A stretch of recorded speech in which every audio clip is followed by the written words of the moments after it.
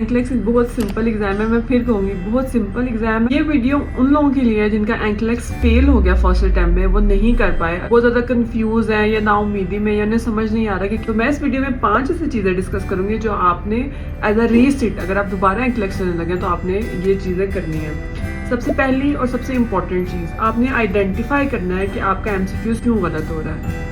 ये मेरे ख्याल से ये एक लाइफ सेवर टेक्निक थी मेरे लिए, क्योंकि मेरे भी स्टार्ट में बहुत ज़्यादा एमसी गलत हो रहे थे। तो मुझे ये चीज़ पता चली कि मैं पहले देखूँ कि ये गलत क्यों हो रहे हैं। तो मैंने क्या किया कि हर एमसीक्यूज अटेम्प्ट करती थी और मैं अपना रेशन लिख लेती थी। जैसे फॉर एग्जांपल एक एमसीक्यूज है कि स्टोमा बैग, लेट्स से वो पूछना चाह रहे स्टोमा बैग कब एम्प्टी होता है, ठीक है, जब वो 1/3 होता है। ये उनका एंकलेक्स का एक फेवरेट पेट क्वेश्चन होता है। तो अब मैंने इसका आंसर लगा दिया कि एक ऑप्शन था कि आपने हफ्ते बाद बैग चेंज करना है, ठीक है। लेकिन मुझे नहीं पता था इसका सही आंसर क्या है। तो मैंने अब जब राइट रैशनल देखा उसका, जब उसका सही वाला आंसर देखा जो उसके एमसीक्यूज का की थी, फिर मैंने उस आंसर को अपने आंसर को आपस में मैच किया कि मेरा एमसीक्यूज क्यों गलत हुआ है।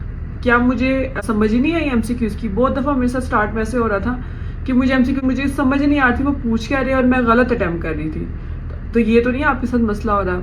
या ये भी हो सकता है कि आपने सारे ऑप्शन अच्छे से ना पढ़े हों, क्योंकि ये भी मैंने आइडेंटिफाई किया। मेरे कुछ एमसीक्यूज इस तरह के थे कि मैं थर्ड ऑप्शन पढ़ के मुझे लगता था यही सही है और मैं चौथा पांचवा एंड वाले एमसीक्यूज अच्छे तरीके से नहीं पढ़ती थी। या मैं कुछ एक एमसीक्यूज ऑप्शन का एक पार्ट पढ़ती थी, उसकी वजह से मैं पूरा एमसीक्यूज का जो ऑप्शन है उसको मैं डिसलाइक कर देती थी और मैं बाद में बाकी ऑप्शंस पढ़ना शुरू हो जाती थी, जिसकी वजह से अगर मैं अच्छे से पूरा ऑप्शंस पढ़ती तो फिर मुझे पता चलता कि वो आंसर ठीक है या नहीं। या आप ये तो गलती तो नहीं कर रहे कि आप कहीं पे नॉट लिखा हुआ है, आप नॉट को इग्नोर कर रहे हो। ये भी स्टूडेंट्स अक्सर गलती करते हैं। मैं पर्सनली खुद ये गलतियां कर चुकी हूँ कि आप एमसीक्यूज पढ़ रहे होते हो कि पॉजिटिव सेंस में, लेकिन वहाँ पे नॉट लिखा होता है, आप नॉट इग्नोर कर देते हो पढ़ने में, तो जिसकी वजह से आपका एमसीक्यू ऑप्शन गलत हो जाता है। एक और बहुत मेजर रीज़न है वो है टाइम की, जो कि मैंने एक्चुअल जो एग्ज़ाम था उसमें मैंने फेस की कि मैं टाइम का बहुत ज़्यादा प्रेशर ले रही थी, जिसकी वजह से मैं कहती जल्दी एमसीक्यूज खत्म करूँ, 1 मिनट में एमसीक्यू खत्म हो, 1.5 मिनट में एमसीक्यू खत्म हो, जिसकी वजह से आप अच्छे से सवाल को समझ के सारे ऑप्शन को समझ के आंसर लगाने की बजाय आप क्या करते हो, स्टेटमेंट पढ़ते हो जो आपको जो एक तुक्का या रैंडम गैस लग रहा होता है, आपको लगता है ये करीब है तो आप वो लगा देते हो, आप उसको पूरा जस्टिफाई नहीं करते। तो आपने सबसे पहले आइडेंटिफाई करना है उन सब स्टूडेंट्स ने जिनके एमसीक्यूज गलत हो रहे हैं या जो सेकंड टाइम एंकलेक्स देने जा रहे हैं और दूसरी दफ़ा बुक करना है या बुक कर लिया। तो आपको पहले पता होना चाहिए कि अगर आपको पता चल जाएगा कि आपकी इंग्लिश की गलती है, आप एमसीक्यू सही से नहीं पढ़ रहे हो, या आपका नॉलेज गैप है। नॉलेज गैप का मतलब आपको पता ही नहीं है स्टोमा कब चेंज करते हैं, उसकी अप्लायंस कब चेंज होती है, पूरा बैग कब चेंज होता है, कितना, मतलब उसकी आपको नॉलेज ही नहीं है उन चीज़ों का। तो आपको आइडेंटिफाई हो जाएगा कि आपको नॉलेज बढ़ाना है, यानी आपने मटीरियल ज़्यादा पढ़ना है, या आपने अपना एमसीक्यू अटेम्प्ट करने का तरीका बेहतर करना है। एंकलेक्स के एमसीक्यूज में एक और बड़ी पेट चीज़ होती है कीवर्ड। ये मुझे काफ़ी देर बाद इस चीज़ का आइडिया हुआ था कि कुछ सिलेक्टिव एरिया ऑफ इंफॉर्मेशन है जो कि एंकलेक्स बार बार टेस्ट करता है। मतलब ये तो नहीं कहूँगी चीज़ें रिपीट होती हैं, लेकिन कुछ चीज़ों में इंटरेस्ट एंकलेक्स का ज़्यादा है। वो इस तरह की नहीं है कि जिस तरह प्रैक्टिकलिटी के करीब चीज़ें, यानी कि जो डेली हमारी प्रैक्टिस में जो चीज़ें आ रही थी कि नर्स क्या करेगी, पेशेंट की सेफ्टी किस तरीके से नजर रखेगी, रियल लाइफ सिनेरियोज को लेकर उन लोगों ने चीज़ें देखी होती हैं। सिनेरियो डिफरेंट हो सकते हैं, लेकिन जो चीज़ें क्वेश्चन करते हैं ना वो मोर और लेस सेम ही चीज़ें पूछ रहे होते हैं। आप क्यू वर्ल्ड का उठा लें, आप जो मर्जी क्यू बैंक उठा लें, उसमें वो सेम पर्टिकुलर नॉलेज टेस्ट कर रहे होते हैं और उसी से मिलता जुलता आपको आपके रियल एग्जाम में भी क्वेश्चंस आ रहे होते हैं। सबसे पहले आपने आइडेंटिफाई कर लेना है कि आपको आपका प्रॉब्लम कहाँ पे आ रही है, ठीक है। दूसरा जो आपने चीज़ करनी है एज अ एंकलेक्स जो रीसीट आपने देना है कि आपने ट्यूटर्ड एमसीक्यूज करना चाहिए। ये चीज़ मैं खुद बहुत परेशान थी इस चीज़ की वजह से। मैंने बहुत सारी वीडियोस के नीचे जाके कमेंट्स भी किए थे जिनका एंकलेक्स क्लियर था कि मैं ट्यूटर्ड करूँ या अनट्यूटर्ड करूँ। तो मुझे काफ़ी सारे लोगों ने बोला कि आप अनट्यूटर्ड एमसीक्यूज करें। बेसिकली ट्यूटर्ड अनट्यूटर्ड में ये फ़र्क होता है, ट्यूटर्ड एमसीक्यूज भी वो होते हैं जिसमें आप फ़ौरन एमसीक्यूज अटैम्प्ट करते हो, आपको आंसर और रैशनल पता चल जाता है। अनट्यूटर्ड वो होता है कि आप 20, 40 या 60 सवाल एक दफ़ा सेलेक्ट कर लेते हो, उनको अटैम्प्ट करना शुरू करते हो और एंड पे आपको रिजल्ट मिलता है। अब मुझे सब कह रहे थे कि आप अनट्यूटर्ड करो क्योंकि एंकलेक्स में आपने इकट्ठे 150 एमसीक्यूज देने होने चाहिए, तो आपकी प्रैक्टिस होनी चाहिए। लेकिन मुझे लगता है कि असल अच्छी स्ट्रेटेजी ये है कि आप स्टार्ट में जो आपकी जो प्रैक्टिस आपका टाइम है जो सारा, उसमें आपने करना है ट्यूटर्ड, यानी कि आप एक एमसीक्यूज करो, उसका आंसर पता चले। इसकी वजह ये है कि मैं जब 20 या 40 क्वेश्चन का अनट्यूटर्ड सवाल करने शुरू करती थी ना, तो मैंने ये सोचो एक एमसीक्यूज लगाया, दूसरा लगाया, तीसरा, चौथा, पांचवा, जब मैं 40वें एमसीक्यूज पे जाके टेस्ट क्लोज करती थी ना, अब जब मैं रैशनल देखती थी, अब मुझे अच्छे से एग्जैक्ट याद नहीं आ रहा होता था कि मैंने इस ऑप्शन का ये अल्फा क्यों लगाया या मैंने इस एमसीक्यूज का बीटा क्यों लगाया। तो ये चीज़ बहुत इंपॉर्टेंट है कि आपको साथ साथ आपको आइडेंटिफाई हो जाए कि असल आंसर क्या है और आप गलत क्यों लगा रहे हो, आपने क्यों गलत लगाया, आपके जहन में उस वक्त वो थॉट होगा। तो जो स्टार्ट किया आपकी है कि जब तक आपके 60 या 70% तक एमसीक्यूज नहीं आ रहे किसी क्यू बैंक में, आप ट्यूटर्ड वाले एमसीक्यूज करो। उसमें टाइम ज़्यादा लगता है, इसमें कोई शक नहीं है। ट्यूटर्ड वाले में जहाँ आप अनट्यूटर्ड आप 50 इकट्ठे कर सकते हो, ट्यूटर्ड आप सेम वो करोगे, आप 20 भी शायद मुश्किल से कर पाओ, क्योंकि आप हर एमसीक्यूज देखोगे, फिर आप डिप्रेशन भी ले सकते हो, यार ये भी गलत हो गया, वो भी गलत हो गया, ठीक है। तो ये सब चीज़ें देखते हुए पहले आप ट्यूटर्ड एमसीक्यूज करो, और जब आपकी तैयारी 65-70 तक हो जाए, आपका परफॉर्मेंस आना शुरू हो जाए, फिर आपने जाना है जो थर्ड जो मेरा पॉइंट है, आपने जब आपकी पर्टिकुलर तैयारी हो जाए, आपने 1000-1500 एमसीक्यूज कर लिए हैं, आपका 65 से ऊपर स्कोर आ रहा है, फिर आपने करने हैं CAT exam, SAT exam, readiness assessment exam, जो भी आपके क्यू बैंक ने आपको दिए मैम। ये बेसिकली लॉन्ग टेस्ट होता है, 4 घंटे का, 3 घंटे का, वो ऑटो कंप्यूटर जनरेटेड, ऑटो बंद होने वाले भी होते हैं। तो बेसिकली आपने वो लॉन्ग लेंथ एमसीक्यूज करने हैं। उसकी रीज़न वही है जो सब सारी दुनिया कहती है कि आपकी इंड्योरेंस हो जाएगी, यानी कि आपको बैठना आ जाएगा। 5 घंटे का वो टेस्ट होता है कि मेरा पूरा 5 घंटे में हुआ था, तो आपको ये चीज़ पता चल जाएगी कि आपने कितनी देर तक बैठ के किस तरह से वो एमसीक्यूज अटैम्प्ट करना है, तो आपकी प्रैक्टिस हो जाएगी।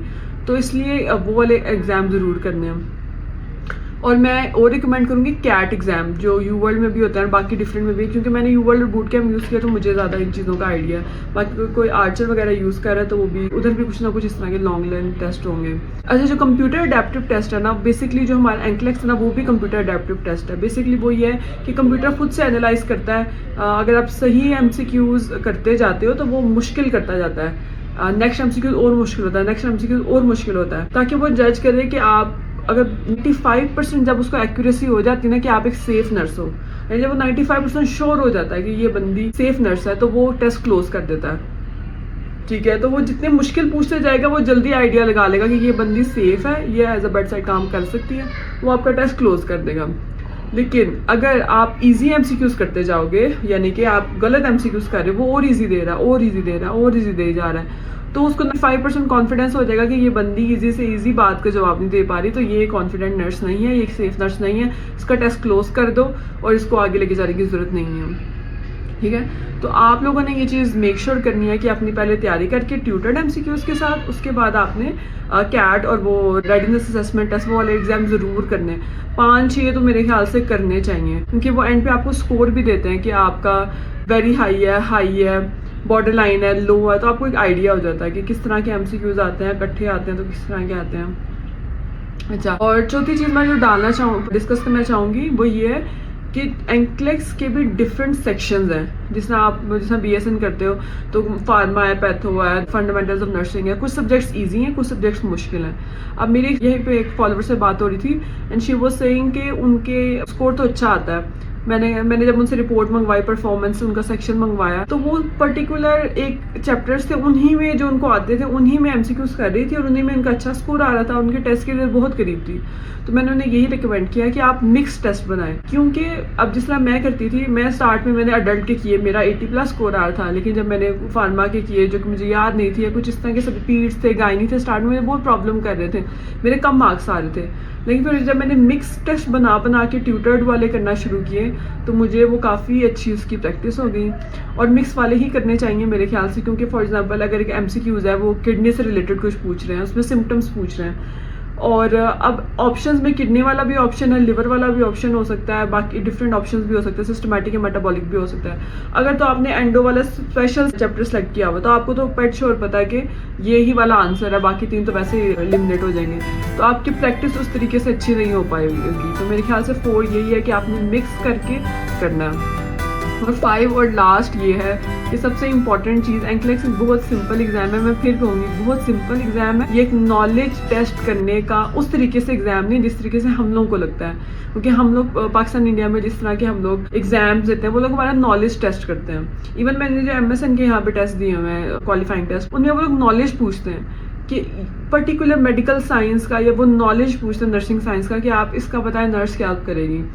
लेकिन जो एंक्लेक्स का एक पैटर्न है ना, वो पूछना चाहते हैं कि आपकी क्रिटिकल रीजनिंग क्या है, नर्स क्या डिसीजन लेगी, ये किस चीज़ को प्रायोरिटाइज करेगी, पेशेंट को मरने तो नहीं दे रही, पेशेंट इसकी वजह से बच रहा है या नहीं बच रहा।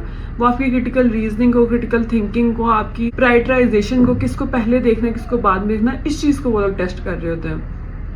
और ये चीज़ मैं बहुत दफ़ा अपने चैनल पे कह चुकी हूँ, मैं आज भी दोबारा कहूँगी कि मैंने देखी हैं इस तरह बहुत सारे स्टूडेंट्स जो कि सॉन्डर्स पढ़ना शुरू कर देते हैं, बहुत ज़्यादा कोर्स पढ़ते हैं, डिफरेंट मटेरियल पढ़ते हैं। पढ़ने में कोई प्रॉब्लम नहीं है, आप पढ़ें for the sake of knowledge, लेकिन आप for the sake of exam अगर पढ़ें तो मैं ये कहना चाहूँगी कि आप लोग देख लें उसका फ़ायदा भी है या नहीं। क्योंकि मुझे ऐसा लगता है कि जो एंक्लेक्स का एग्ज़ाम है उसमें ये नहीं है कि आप ढेर सारा नॉलेज ले लें और आपको MCQs अटैम्प्ट करना नहीं आ रहा, आप आइडेंटिफाई नहीं कर पा रहे कि आपका MCQs क्यों गलत हो रहा है, तो फिर आप वो MCQs नहीं क्रैक कर सकते। चाहे आप फेसबुक से 10,000 MCQs कर लें, चाहे आप अपने क्यू बैंक्स ख़त्म कर लें 3-3 लेके, चाहे आप बुक्स ख़त्म कर लें, तो नॉलेज भी ले साथ साथ। लेकिन जो मेजर इंपॉर्टेंट है वो ये है कि आपने MCQs अटैम्प्ट करना सीखना है। यानी जितना आपकी एफर्ट होनी चाहिए वो ये होनी चाहिए कि मैं ऑप्शंस को एलिमिनेट कैसे कर रहा हूँ। अगर आपने एक MCQs अटैम्प्ट किया, उसमें आपने ये 4D ऑप्शन को एलिमिनेट किया किसी भी रीज़न से, तो आपको पता होना चाहिए कि अच्छा मैंने ये एलिमिनेशन की है, तो अब उसका रैशनल पढ़ें।